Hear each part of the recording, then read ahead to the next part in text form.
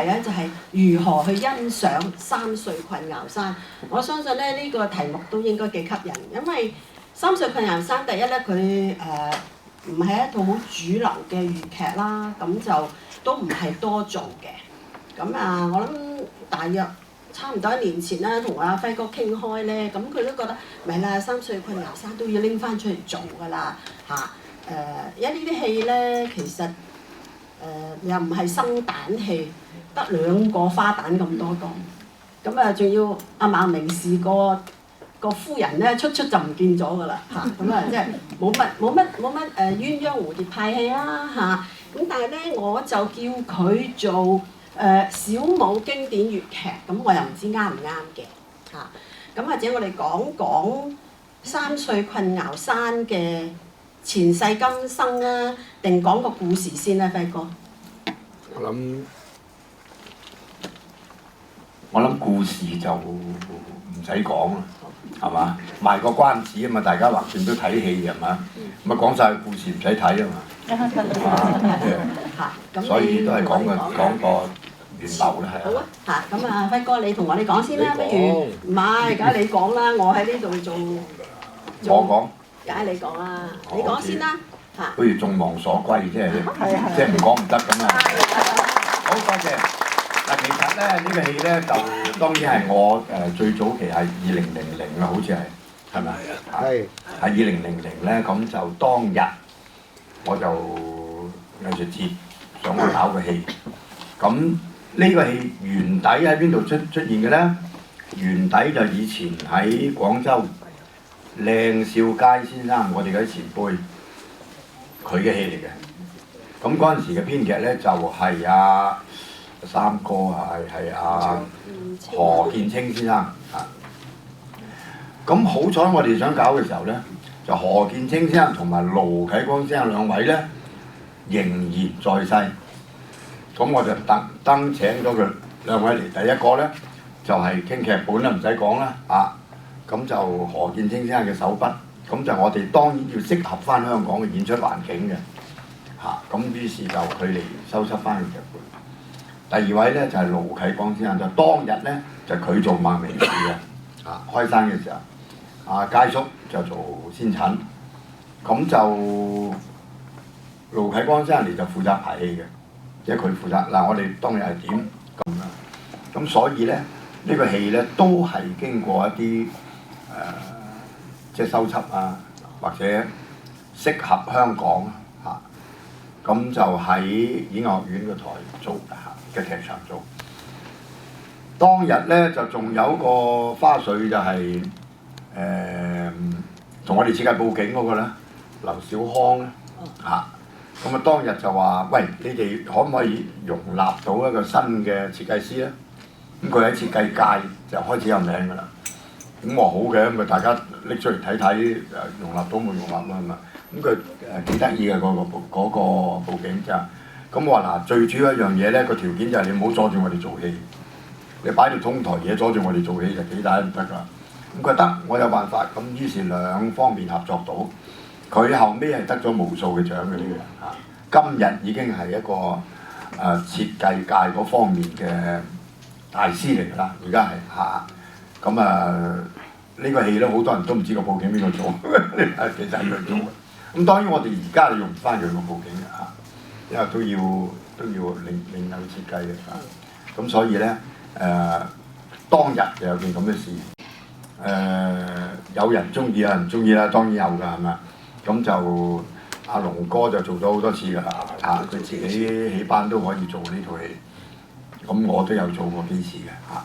咁但係雖然話有做，但係唔普及嘅呢個戲嚇，就正如係我哋唔係鴛鴦蝴蝶，又唔係六柱制嚇，都唔知邊個叫做乜，你明啊？喂，邊個係文武生咁又唔知嘅嚇，喂，邊個係武生嘅又唔知嘅，有好多個角色嘅。咁所以咧喺而家整個過程裏邊咧，我哋呢個戲都可以話係其中一個打破咗現有制度嘅戲嚇，即係唔係六柱制嘅戲。咁所以我唔知點解我中意搞呢啲戲嚇，因為六柱制實在個框得太死，而且鴛鴦蝴蝶咧控制咗粵劇差唔多100年以上，即係如果唔係生旦談情咧冇人睇嘅，以前嚟講嚇。咁於是我哋就盡量去，喂咁有啲角色真係冇戲做喎，咁就唔得喎。掛鬚你掛到好似四叔靚次伯先生咁都冇擔戲，係嘛？波叔咁都冇戲擔嘅。咁呢個係我哋係好不平嘅，其實係好不平嘅嚇。咁希望以後就可以有多啲行當去發揮啦咁，所以呢個戲係其中一個嚟嘅嚇。在座3位咧，其實都係喺香港做三歲困淆山嘅叫做開山啦，喺香港嚟講係嘛嚇？咁阿龍哥就做咗好多次啦，頭先輝哥話嚇。咁你對呢個戲咧，因為當其時好似係盧啟光先生嚟做指導啦，咁你喺佢嗰度得到啲乜嘢嘢，或者佢同你講咗啲乜嘢嘢？個3歲呢個萬靈事係點？同埋之後而家發展到你做好多次，你又覺得同之前嗰個係咪可以有唔同嘅處理，會更加提高呢個萬靈事呢個人物咧？啱啱起身冇幾耐，一個聲都未有啦，啲隔夜餸啊有，隔夜聲都有。我而家又講喺度好聽㗎嘛。你又好中意聽㗎係咪啊？手掌。呢一個係正如輝哥講，2000年藝術節咧就係喺演藝學院咧就首演啦嚇。咁啊當然係整理過嘅首演。咁啊前輩咧就係已經係做過呢套戲啦。咁啊一聽到話藝術節做3歲困淆山，咁有啲人咪話3歲咁細個就困咗喺個淆山咩？唔係啊，3歲啊，唔係3歲就困喺度啊，即係咁。咁啊好啊，咁啊大家即係研究。咁啊當然以我嘅資歷，當然即係其實一路以嚟都係我年長啲，輝哥又年長啲。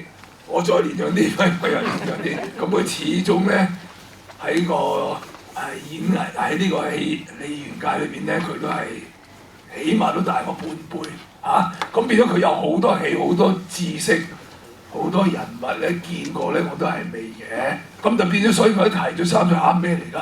哦，係咯，咁咪好啊，冇問題啦。咁啊當然又正如所講，輝哥係比較中意搞啲群戲。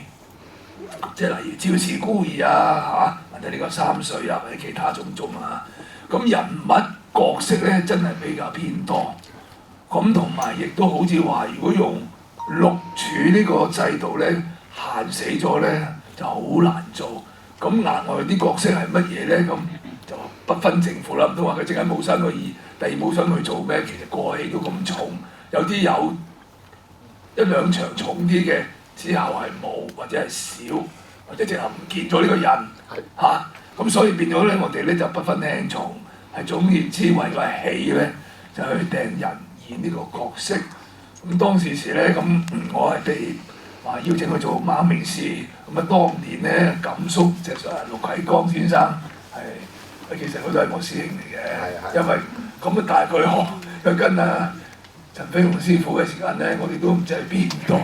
到佢走咗上去廣州啦，係咪應該？咁我哋先至係去投師去學，咁邊度會有機會見過呢位師兄咧？係嘛？咁啊，正如呢個機緣咧，喺呢個3歲困淆山裏邊咧，佢係做執行導演，幫我哋排戲，咁見到面，所以佢都好客氣啊，窒哥或者係。仲有好多陣間先慢慢講啦，咁啊有啲唔講得㗎，係啊，我哋可以轉佢轉得啦，明㗎啦。咁啊，即係排戲嘅時候咧，其實最比較有少少困難啊。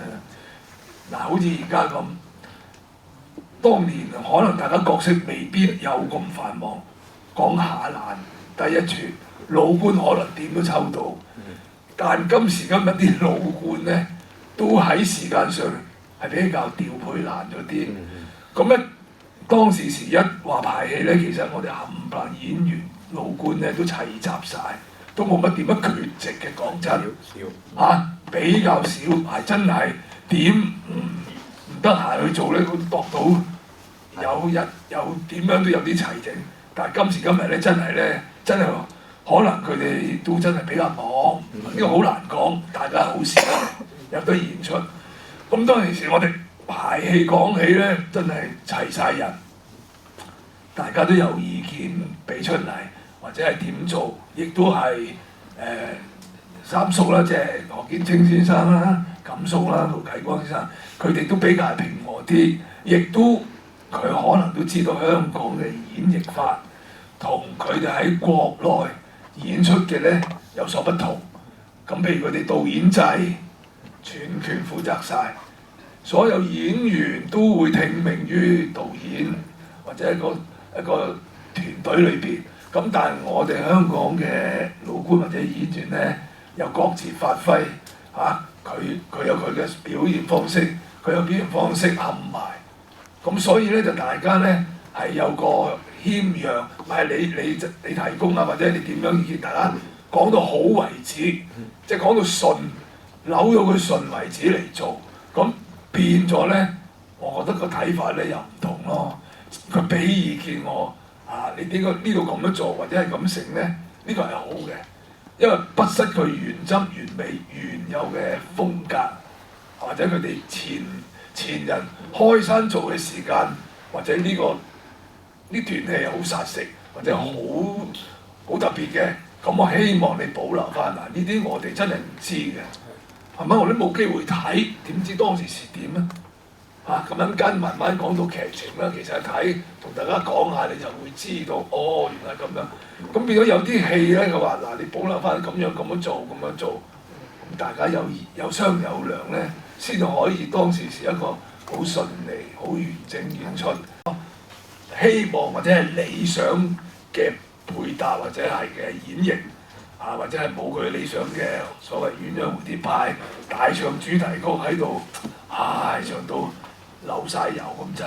咁當然有啲係未係佢嘅理想，但我哋喺動作方面，喺場口，因為你群戲咧有好多演員，同埋有好多開打嘅場口咧要齊人咧。一般所講嘅唔好睇嘅，冚唪唥都淨係啲男人嘅陽光戲，冇花旦係有。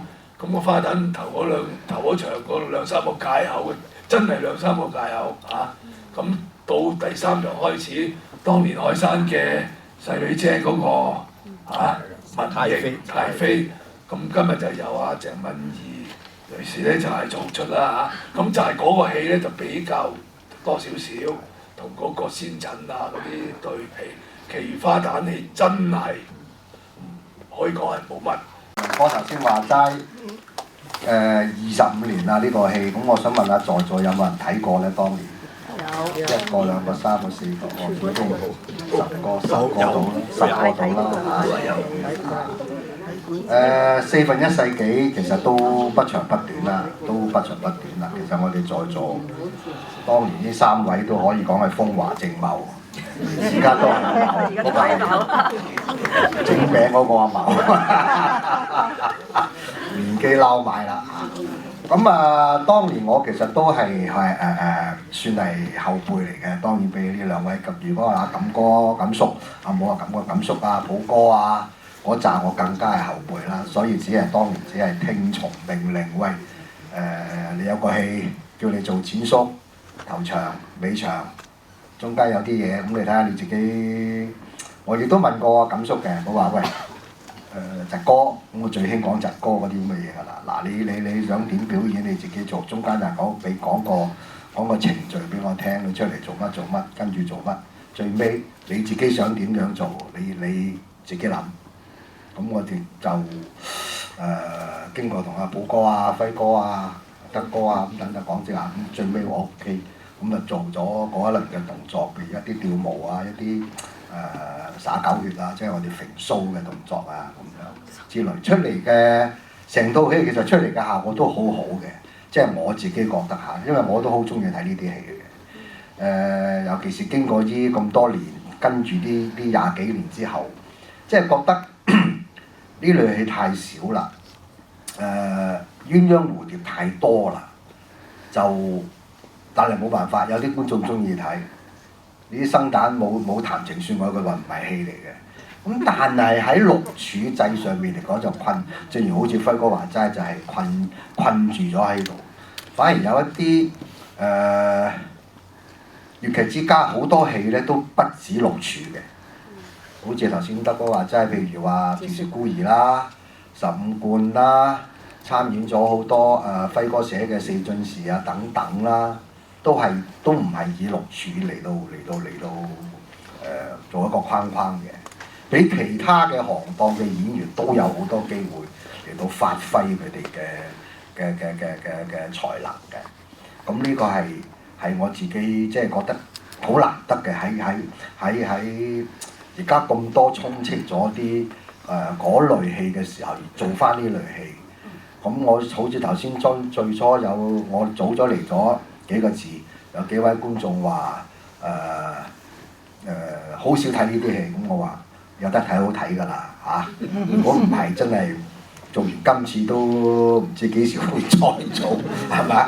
可能下次做又會唔同咗，點解呢？因為體力上會有影響咗嘅，點都會有啲影響嘅。當然我哋出到台就唔理咁多㗎啦，死就死嘅啫，最多入嚟俾阿 Mel 撳下膊頭啊，揾個香港 Oxygen 俾佢吸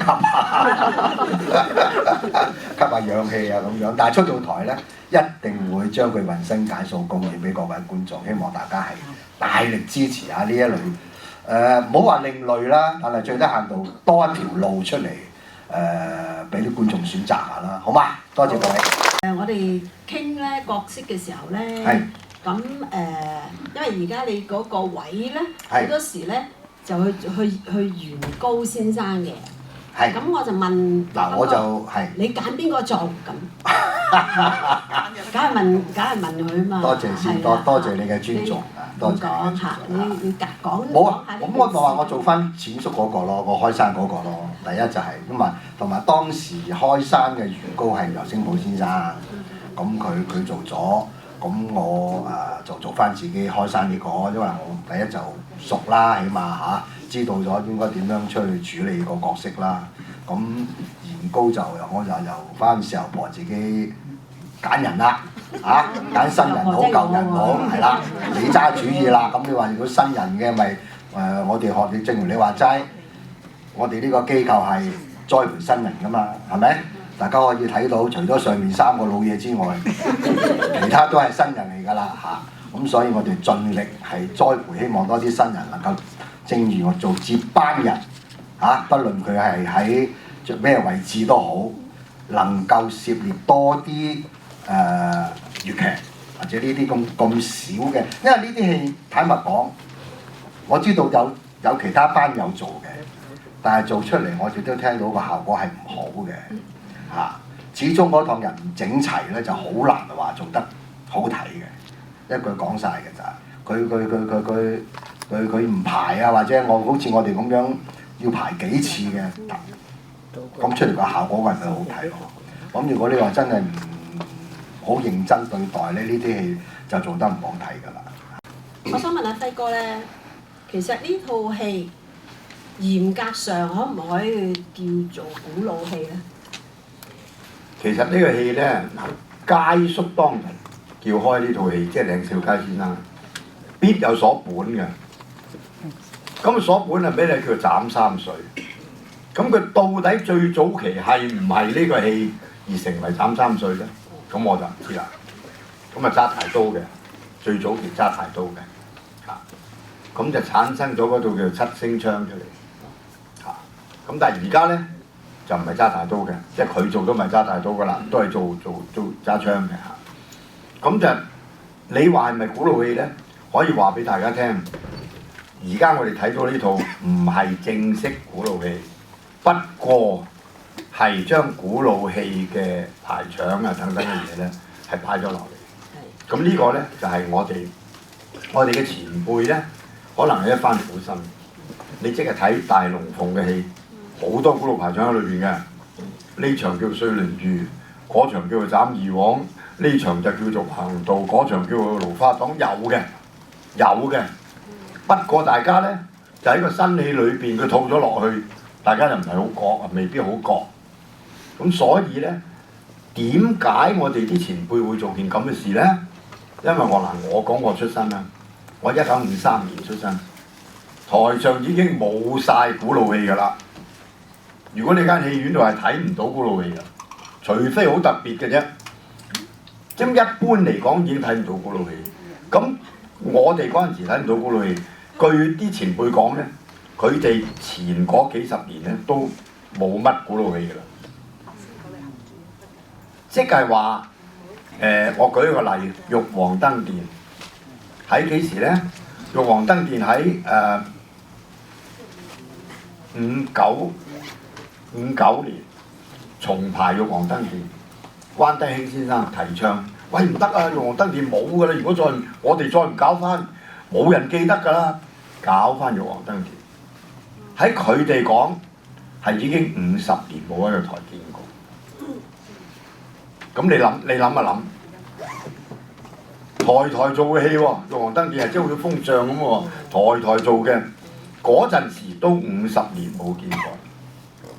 當然我講係市區嘅舞台嚇，即係鄉下嗰啲唔好計嚇，嗰啲我唔知。咁即係話古老戲，即係官話嘅戲咧，喺我哋嗰代咧，基本陌生到不得了。但係好奇咧，我哋嗰代咧就好奇嘅，個教戲咧梗教幾套古老戲嘅，即係師傅真正嘅師傅梗教幾套古老戲先。咁嗱呢個就係佢哋一番苦心。第二就話做緊嗰啲人，即係好似我師傅麥炳榮先生咁咧，就都覺得應該將啲排場話翻俾啲細路聽，做翻俾啲細路睇。咁佢又係喺啲新戲裏邊咧，就擺啲排場落去。所以佢教我做盧花黨咧，就話盧花黨還盧花黨啦，嗰套乜戲嗰套咧就係、是、新排場嘅盧花黨，不過套咗入去嘅啫。咁即係話咧，靚少佳先生咧，我諗當日都有個咁嘅諗法。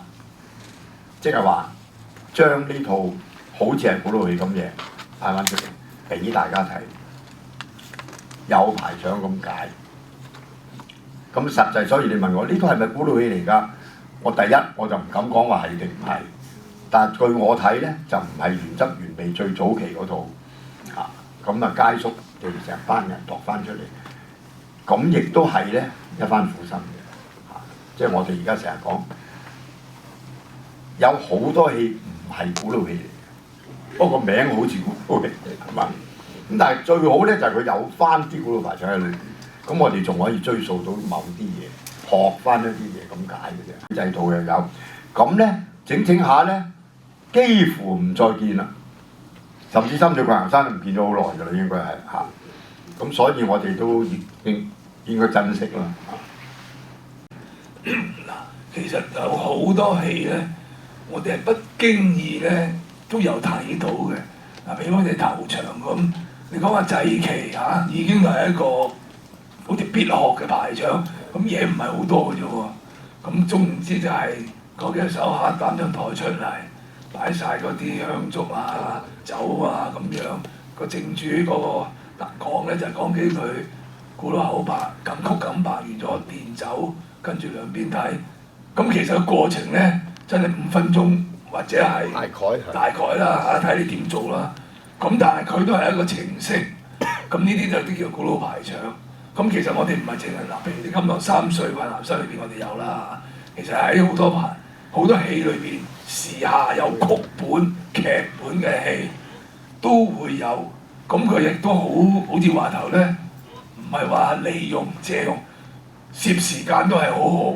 亦都駁得通落個道理度嘅時間，喂趕場趕唔切，喂咁呢度加落去啦，咁又唔硬定，幾分鐘做咗，又真係好似話嗰幾分鐘換嘢着嘢都幾係㗎啦。尤其是有好多時我哋演出係轉景，根本嗰個演員呢頭入去，嗰頭轉裝都唔係好多充足嘅時間，咁有呢個排場喺度墊一墊咧。咁啊好過你一味淨係聽住查到下嗌咁樣，鑼鼓過相思過咗咁啊排字一段一段，或者係甚至冇玩譜子，咁啊有個呢個咧其實係好嘅。如果新戲嚟講，當然好多身段台步咧，或者有啲導師或者為呢套戲請佢嚟做藝術指導嘅時間，讀好多嘢，但係有好多嘢我哋喂唔使㗎啦，高句玄台開行啦，呢啲梗曲梗法梗位咧又唔使講㗎。咁呢啲你話佢唔係古真係古老嘅喎，佢有規有矩嘅喎，你行錯咧就俾人鬧俾人班㗎咯喎，可以真係你撞親嗰個有名氣唔好脾氣嘅老官，就真係花落去嘅喎，啲新聞遠㗎嘛。咁但係其實呢啲咁你話咁咩排咁係總言之你唔好理，難如告狀又係咁開行，乜嘢都係咁㗎啦。總之你有人阻住條路。佢開行呢街咁，你就反豬腸咁睇，呢啲係梗動作梗嘅程式嚟嘅咁好似話頭，你到拉尾有啲可以打六花檔咁啊，即係甚至昆曲咁嚟做都得。不過即係有冇需要加落去咧，或者係點做咧？咁你好似到尾場嗰啲咁水法大家做啊，咁你再做多啲嘢都得嘅喎。你套用某些朋友不過套戲都長啦。就唔需要搞咁多啦，因為之前嗰度昆崙山嗰場都有啲後續都打啲好多嘢，都其實都辛苦㗎啦。咁你再如果嗰個尾場又再搞啲太多動作，就俾人沉醉咗。即係好似話就一餐飯裏邊唔使整咁多餸，好到食都食唔落飽晒滯嘅，分開第二晚食都得嘅，所以變咗又唔好話嗰一晚就做晒佢，留翻啲第二套戲啦咁解啫。不過有一點我哋就介紹，就係話點解我哋啲前人叻，即係例如蘇翁先生就係叻啦。咁佢當年係可能係睇過呢套戲，咁佢就有個印象，或者佢亦都有劇本，可能鬧到本劇本翻嚟，望到之後咧，於是佢嘅靈機一觸啦。點靈機一觸咧？就係大家都成日睇《甜下人分》啊，同《白龍關》。咁兩套戲都係蘇翁先生蘇哥咧，佢自己親筆寫嘅。咁一套就74年《甜下人分》，一套75年《白龍關》。咁佢呢位夫子咧，都係喺呢套戲裏邊咧，將嗰個射燈球嗰場，即係昆崙山啊，將佢嚟套用咗落去《甜下人分》度。亦都將嗰場追車同個太妃追車嗰場咧，就俾咗波叔，亦都係洗女車啦。我當年開山白龍關嗰個追車咧，又套咗落嗰度。咁即係話，正如頭先輝哥所講，我哋嘅前人佳叔或者佢嘅師傅榮哥，都係好希望將呢啲戲。將全本古老戲，或者你就唔中意睇，將個程式搬落去，你就可能好中意睇，係嘛？即係咁。咁但係有陣時啲嘢咧，古老嘅嘢咧有古老好嘅，譬如你一路追車咁嗰啲快點中版，你無可代替㗎啦。你揾啲咩唱啊？你唔係咁由高邊攞係咪？又追住，唔係咁爽中版快點，有咩代替㗎啦？雖然你話咁成日都係咁樣，都唔係咁動，唔係唔動聽好啊，大佬睇落去緊鑼緊鼓。一路咁密集住，一路咁成頂針頂線，你可以快可以慢，又可以大家一齊快。其實呢類咁嘅演繹咧係唔易嘅，慢少少就過咗秒㗎啦，接唔到道氣就鬆晒㗎啦，係咪啊？你逼我逼你咁，你一買一個咬嘢嘅褪一褪，鬆咗就唔好睇㗎。真係大家係要有翻咁嘅節奏。旗鼓相當咁對住，先至產生咗嗰個好睇出嚟，係咪？如果我同你唱嘅時間，你喺度慢慢成日都好似接唔到咁，鬆晒咁就唔好睇。我哋再做呢個3歲嘅時間咧，已經係睇到呢個戲裏邊嘅時間，即刻回想到，哇！蘇哥當年都好叻喎，將呢個戲一套戲裏邊。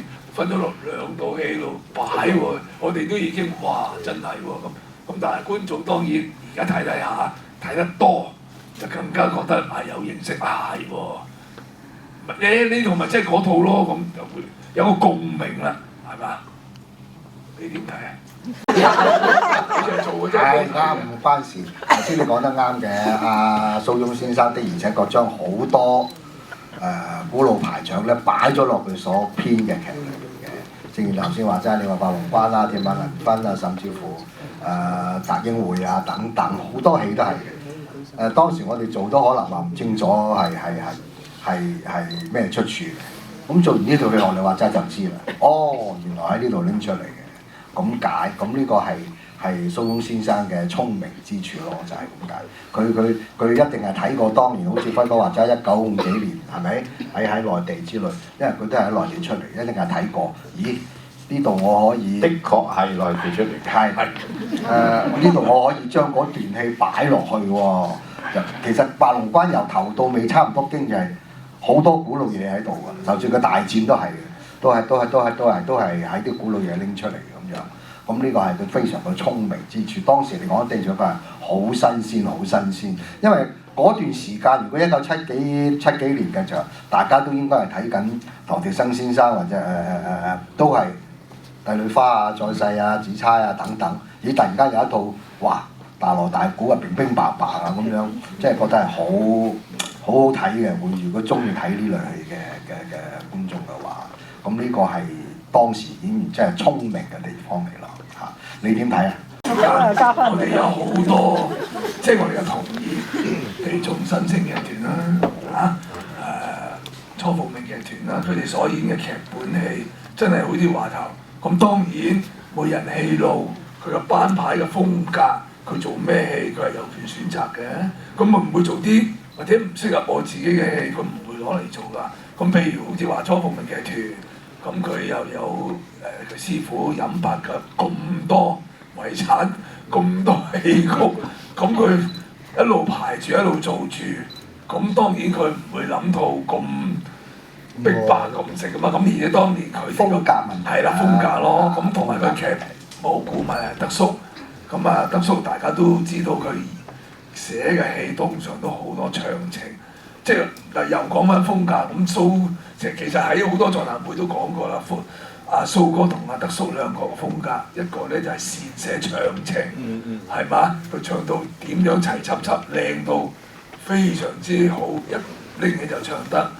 咁蘇哥嗰啲咧就喺場口方面，佢處理得係比較，因為佢可能睇得多，佢亦都浸咗喺個班裏邊咧，跟住好多名角，我哋嘅叔父，變咗佢睇得多收集咗咧，所以佢喺處理上呢啲戲曲嘅出入場啊、先後啊，喺裏邊嘅調度咧，佢係有佢一手嘅。佳叔先生咁好似佳叔都唔掛須喎。嚇，咁你可唔可以解釋點解你要掛須咧？因為我睇過張相㗎。對唔住，因為嗰時又冇電影，又冇錄影，咁亦都係靠點解你靠唔係我靠個感觸講翻出嚟。咁我覺得咧，第一，我係比較瘦削嘅，佳叔係高㗎嘛，雖然佢都瘦下，咁睇個造型咧，就我覺得我掛鬚好啲，重少少嚇。咁呢個都係自己諗嘅啫，係咪啊？咁啊好坦白講，根據歷史又都揾唔到一個即係真實嘅年齡出嚟嚇。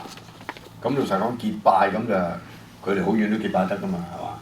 或者佢自細就結拜，或者有個細啲有個高啫。阿仙仔有結拜嘅，有結拜嘅有兩派。咁所以佢話喂，當年結拜㗎嘛。咁仲有一個原因咧，就係話都分開啦，係嘛？唔好兩個都小武咁樣，係咪先啊？咁有一個係武僧咁樣咯，係咪啊？行當上面就好似易分啲，即係易睇落去好睇啲。呢個咧都係我哋嘅意識嚟嘅。觀眾點樣睇我哋唔知嘅，所以我哋周時估錯嘅，以為觀眾中意嘅就可能唔中意。呢個就係一個問題。不過頭先咧就阿德哥講到話，兩位名編劇家咧，佢哋嘅有個分別喺度，因為蘇翁生咧就戲班出身啊，佢雖然業餘啊，佢當日咁啊入咗戲班。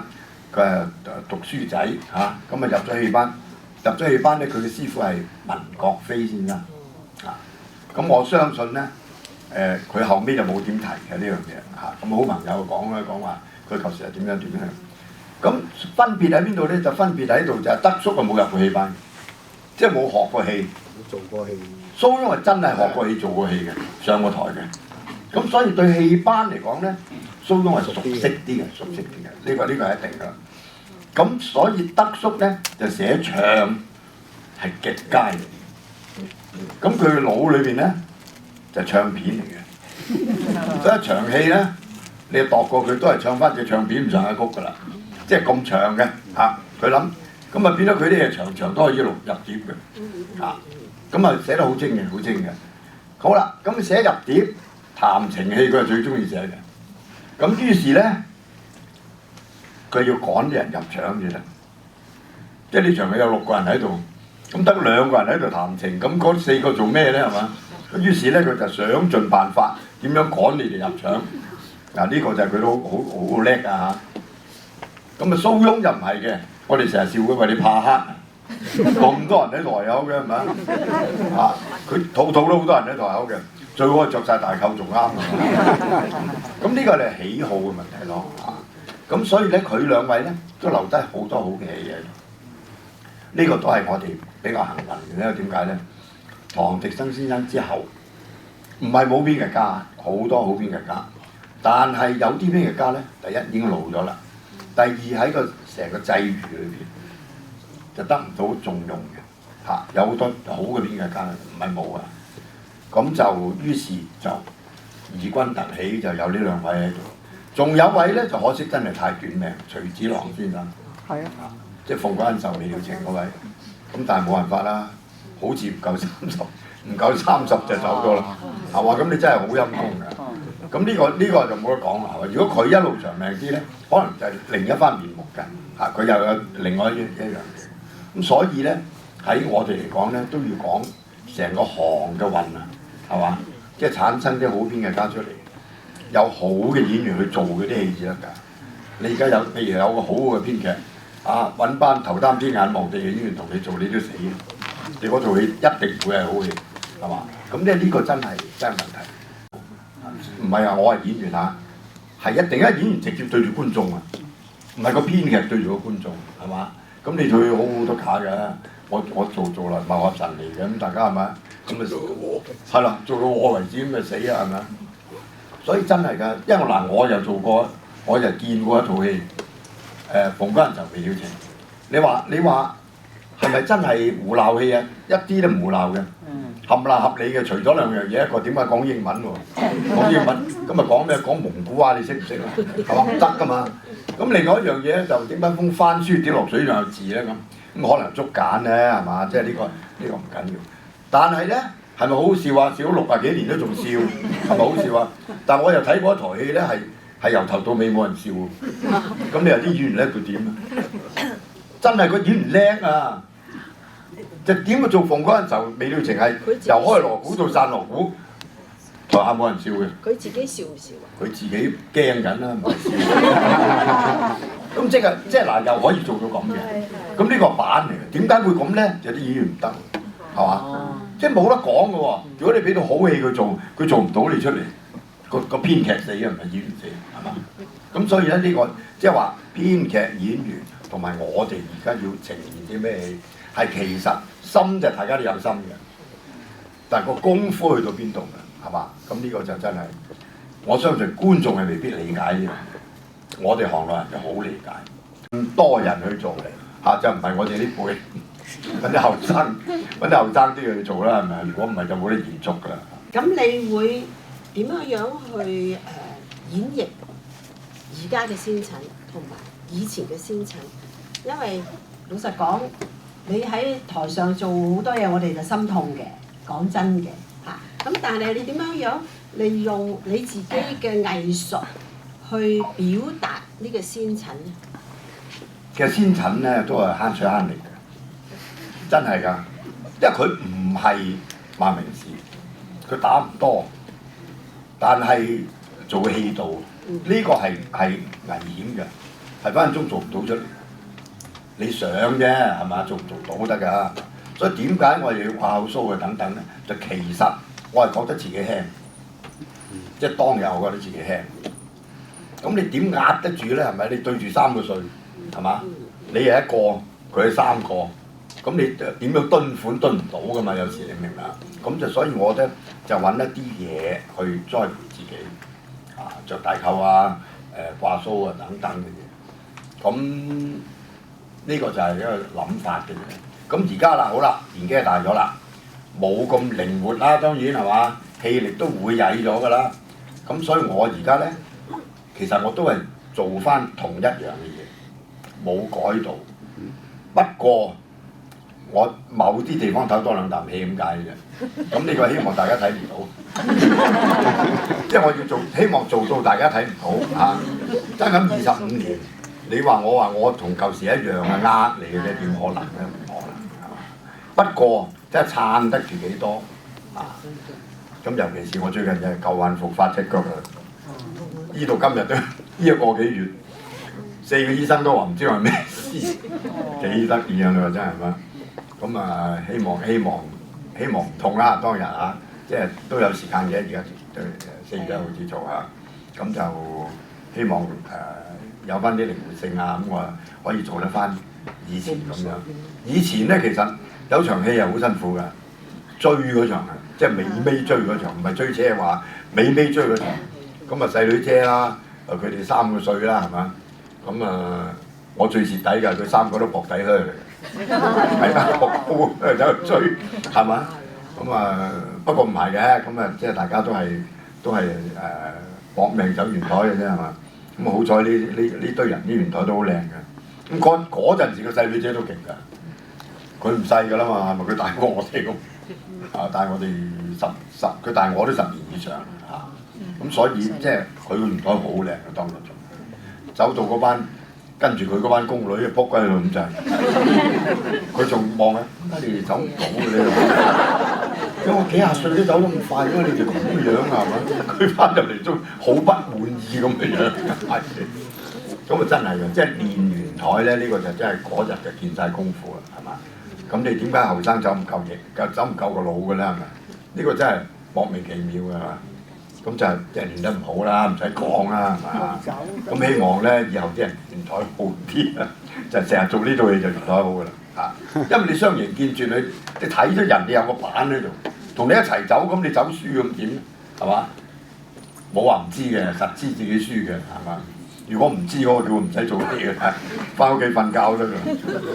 咁頭先輝哥就講咗個先診啦，咁其實我5年前都有睇㗎套戲，咁所以咧睇完之後咧，我覺得喂呢個先診都唔掛須，唔係㗎，唔係咁啊，所以即係就解釋咗係可以掛須，可以唔掛嘅。咁輝哥佢自己有一個演繹嘅方法，佢就係話佢諗個角色應該點樣帶俾觀眾嘅期望係乜嘢？亦都同個萬明士有個距離，咁即係好聰明喎，我覺得。咁好啦喎，咁問阿德哥咧，咁萬明士啊沙塵白霍㗎喎，咁你可唔可以解釋下，或者同我哋講解下咧個萬明士，你又會點樣去演繹咧今次？所謂年少有為，亦都有啲叫年少氣盛。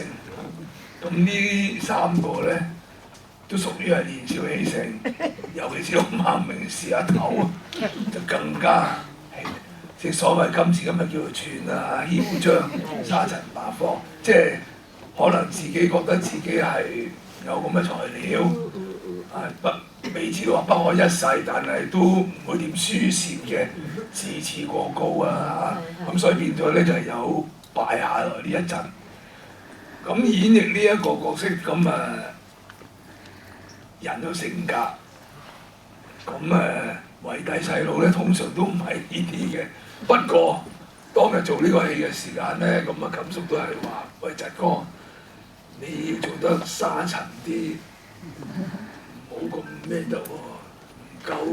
冇咁謙君子啊！係啦，即係唔夠嗰啲白霍沙塵嗰啲喎。即係唔係話要你下藐嘴藐舌或者係咁食，但係你做出嚟咧，你喺你嘅做手啊、台步裏邊行出嚟嘅形態，即係所謂頭先輝哥話頭掛咗個須有個坐訓喺度，係我話坐訓。咁你行出嚟，你都冇咗嗰種輕佻浮躁，即係雙形勁，即係打比落去咧冇得比啦。大家都係咁樣，好似冇得一個中一個間一個正一個邪，即係咁。咁呢個有助分嘅喺度，呢3個咧就囂張啲嘅，咁變咗有個對比咧，可能戲就好睇啲。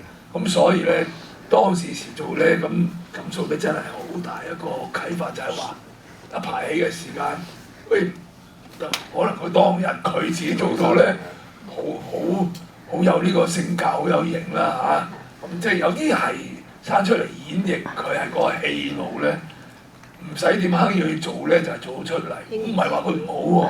咁佢戲路啱就得㗎啦。做原告，除咗熟曲之外，冇。除咗熟曲之外，咁你都要解釋點解喎？我都話頭先係啊，因為熟就係因為懶。唔係因為嗱，因為係當初真係由星寶先生做嘅，寶哥做嘅。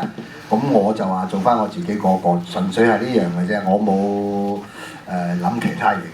冇諗其他嘢嘅，真嘅，其實原高仲舒服。坦白講，原高比展叔係仲辛苦嘅，起碼頭場多啲嘢先。尾場就好簡單嘅啫，出嚟撐隻船出嚟，一個七取上咁2句嘅啫。原高就反而一大段，即係當時寶哥係唱好多嘢嘅。嗰場牧羊嗰場放好多嘢，同埋跟住嗰場金田嗰場亦都係好擔好重嘅嘢嘅。咁我純粹諗法係因為咧，我屬呢個我唔需要再諗第二個咯，咁解嘅啫，好簡單，冇其他嘢。你話如果下次做完呢次，各位觀眾中意，下次再做時候，我喂你去原高，冇問題，加人工咪得咯，加人工咪得咯，唔緊要啦，票價賣晒飛啦嘛，都雙方講笑啫呢樣。係做乜都冇問題啊！我跟住就係想問你咯喎。問我咩咧？因為咧，你出就出先，死就死。咁你後尾仲要救人。係。咁你不如同我哋講講咧，嗱，因為咧我落咗好多心機做呢張嘢㗎。咁咧我就將每一場咧，佢本身都有嘅，咁即係每一場嗰個叫主題係嘛，就點咗出嚟。咁你就由，因為我睇中你咧做哭師啊嘛，所以其實我幾驚你話做研高啊，咁好彩你俾個氹我踩咁解。真係，但我哋咧係咪心有靈犀啊？咁不如同我講講咧，大約講講個故事，有咩要出先啊嘛？咁點解嗰個展叔其實係好重要嘅？因為咧嗰3個歲就諗住去東征啊，咁啊打仗啊嘛。咁你一出嚟嘅時候，你係想扭轉嗰個形勢，到後來一路事態發展，到你後來救翻佢哋，或者你同我哋簡短講個古仔啦。其實咧，呢個故事嘅後續咧都幾得人驚，係啊。好似係歷史左轉嗰。結果係晉襄公殺善臣，就係呢個皇帝殺佢。因為佢破面，佢鬧㗎嘛嚇，即係佢皇帝就唔受得人鬧嘅嚇，咁最尾佢殺佢，當然唔係即刻嚇。其實歷史上都不斷循環嘅。係展叔哭師咧，就當日係展叔睇得通嘅成個環境，咁但係秦咧不嬲都想霸㗎啦，即係想咗好耐㗎啦嚇，佢好多個皇帝都係想做東道主係嘛？咁唔使講啦，即係展叔哭師，如果你睇篇文咧，個皇帝鬧展叔有個嘢好得意嘅，與忠就與無即木拱語，即係如果你50歲死咧，而家你墓前嗰棵樹咧，都幾個人攬唔過嘅，即係你而家即係鬧佢死不死，坐住係，咁即係其實個皇帝咧係幾討厭，即係展叔走咗嚟幾日嘅，係嘛？咁呢個咧就不過都冇辦法㗎啦。咁3歲嗰個挫折，亦都係我哋一把鏡，一塊鏡，即係話年少氣盛，睇唔通成個環境，就以為自己好叻，係嘛？咁但係結果喺茅山就遭遇咗一個非常嘅慘敗，嚇，反為後尾走一粒咧，就係即係你話嗰個太妃。因為佢自己係秦人，咁所以救咗呢3個人，呢個係其中一個轉折嘅，係嘛？咁你救唔到咁咪點咧？差唔多3個都死㗎啦，係嘛？咁即係話喺歷史上邊咧，呢件事係救咗嗰3個人之後，就其實都係害咗晉，即係秦嘅勢力係大翻嘅嚇，即係比個挫折冇咁大咁嘅。如果佢殺埋嗰3個咧，個挫折係大好多。咁呢啲冇得講㗎啦，即係嗰時咁多個國家係嘛，個個都想自己霸。秦係特別嘅，即係你一路睇嗰個由春秋開始到戰國，佢都係想侵吞嘅。咁即係嗰時啲國家都係你想吞我想吞你，但係秦係特別嘅，所以後尾佢嘅成功咧都唔係一日，佢成日都想吞㗎，你明唔明啊？成日都想拎晒隔離嗰啲國家埋，咁呢個就係唔知點解啊！我都唔知點解嘅。不過你一路讀落去你就知道，即係如果讀歷史咧，個秦係特別喺度諗呢樣嘢嘅嚇。第二啲國家就冇成日諗呢樣嘢嚇，係真係歷史嚟嘅，即係佢可以用咁嘅機智而令到走咗佢，騙走佢，走去打第二個先。翻去，佢其實都係經過佢，都係經晉。咁佢過去晉嗰邊就無論如何撥咗晉係同佢打，呢個好滑頭嘅事嚟嘅。等你冇得翻嚟打我先係嘛？其實佢係打佢噶嘛，奇兵襲鄭先知啊嘛。佢一講，所以點解孟明視都唔係冇機智嘅？佢話：咦，你知㗎？我以為你唔知嘅喎，係咪？周原來你知㗎，咪住，你知就即係團重兵喺度㗎啦，唔使講係嘛？咪住啦，咁我又掃咗隔離嗰個先㗎。唔靚啲嘢唔靚啲嘢，即係呢個都係一個鬥志嘅，即係鬥志嘅感覺嚟。不過拉尾係點都諗唔到啊！結拜嘅兄弟都唔放過佢，以為真係衰起上嚟，翳下翳契哥啦，先識廢下調翻轉，翳契哥，放我一條生，點知冇得講，都係要做所以有時啲嘢佢就係即係當然佢估計唔到會有呢一仗。但係行到呢仗話呢個係先至嘅旗號，以為有得救，點知都係冇，都係冇，先至係去到3隻小肥羊啊！係啦，3隻小肥羊。個咁嘅故事咯，咁嗰個堯山係咪一個好險要嘅地方，所以會有呢件咁嘅情節？我諗就係，係嘛？我諗就係。但係咧，而家你明唔明？即係地理嘅嘢咧，佢嗰陣時，你而家去牛山就可能唔係咁噶啦。因為你係嘛過千年，你過2000年啫嘛，秦係嘛？咁你點知佢嗰時係點㗎？你唔知佢係點啊？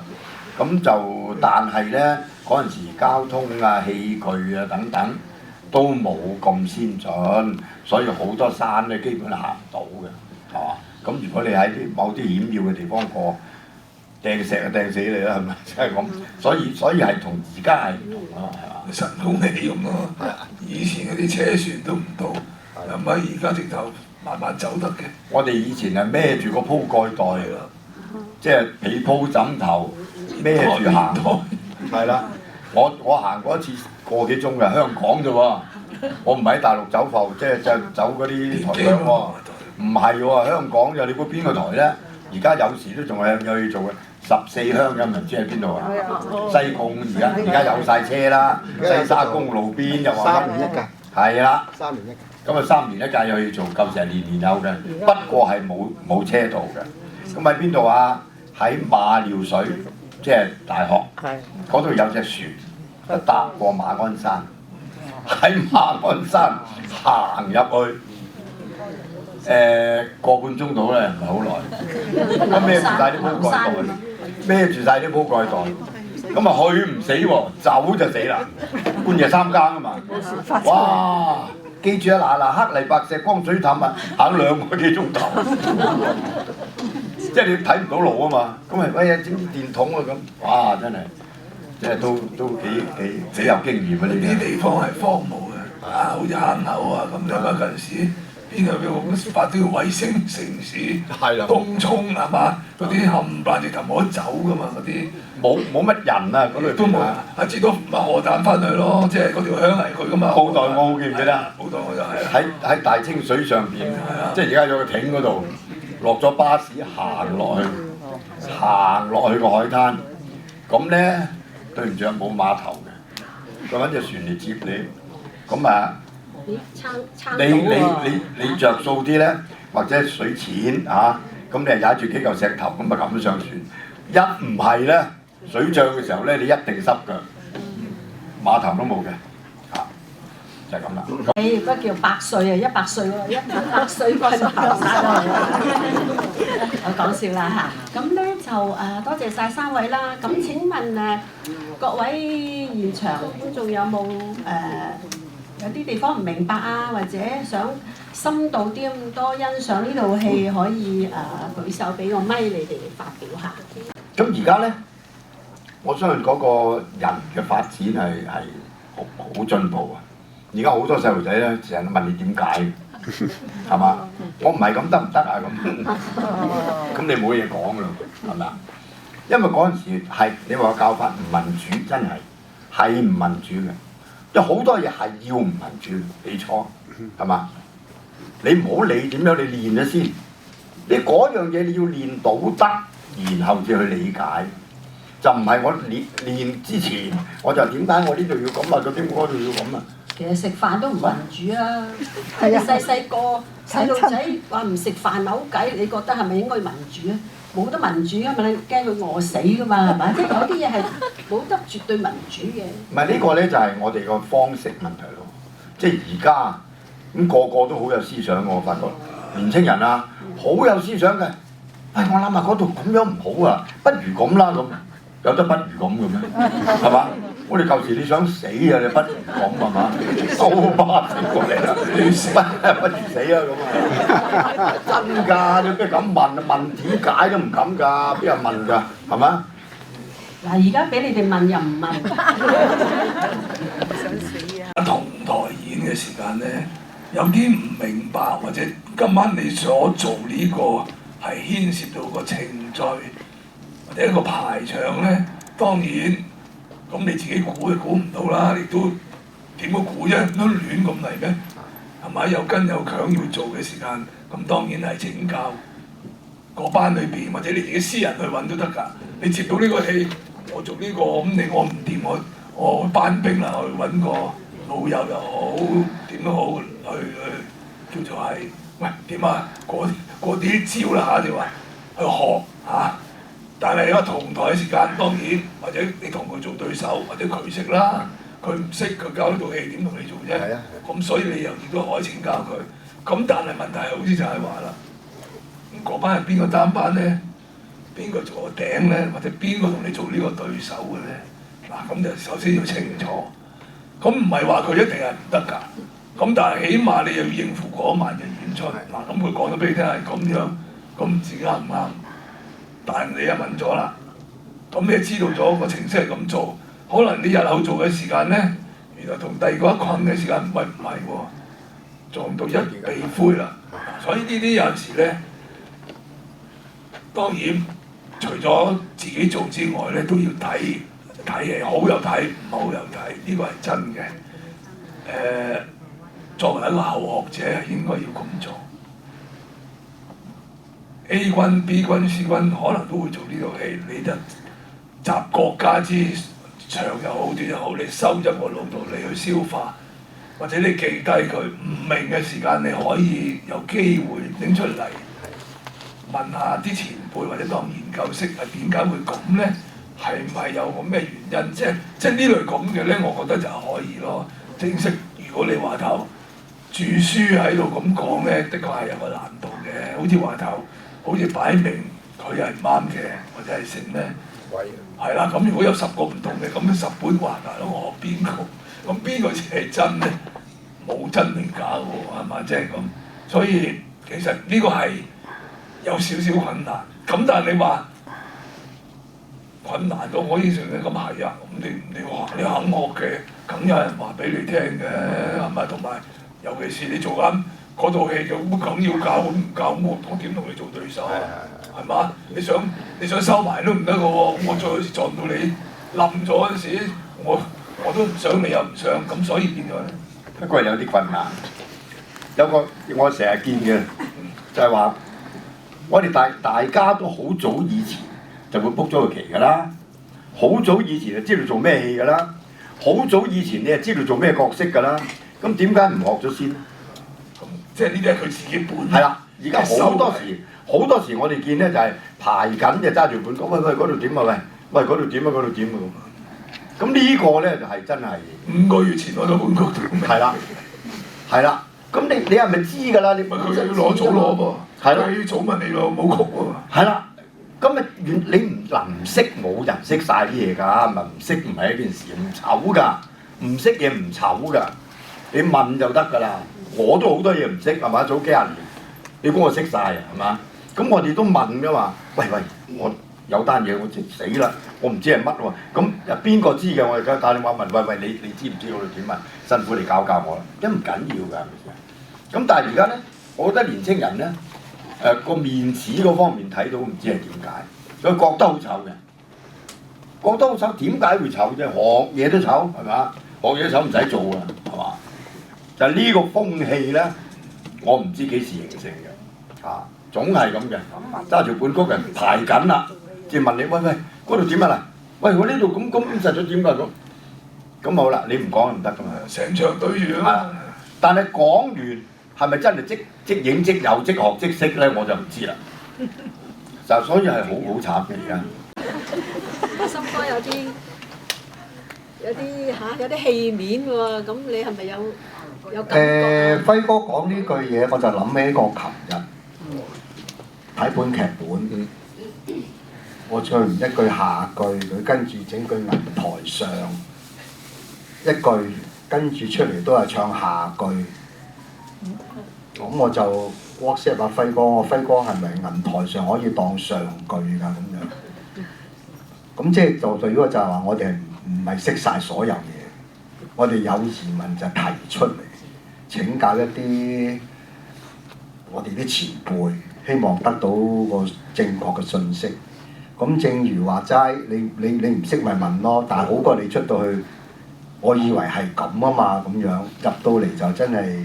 你冚佢又唔係唔冚佢，佢又唔會同你講對唔住喎。而家唔中意講對唔住喎，即係我哋錯咗都仲會話喂唔好意思，對唔住頭先撞咗你。但係而家嗰啲新人係唔會同你講係唔好意思啊。唔係啊，不過老師都唔準鬧嘅，因為傷自尊心啊。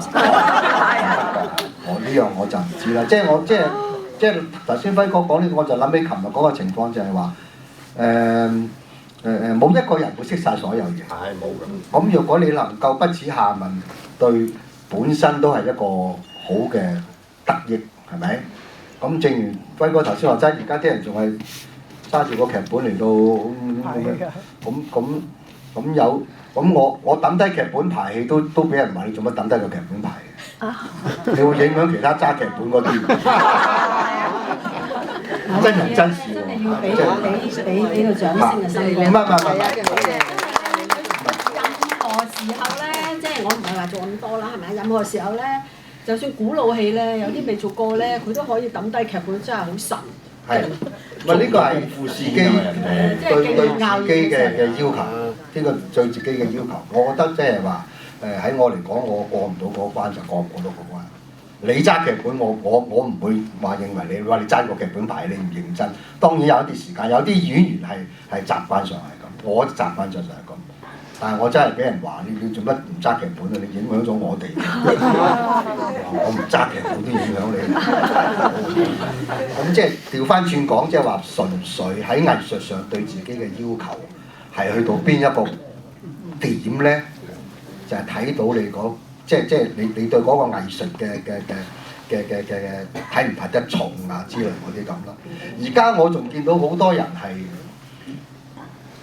唔怕講，我啱同阿輝哥做完一台神功戲，仲見到啲人喺個雙位一路着住件嘢，阿斌哥係你啦，哦，咁就行出去。咁呢個你覺得係健康啊、正常啊，又係唔健康定唔正常咧？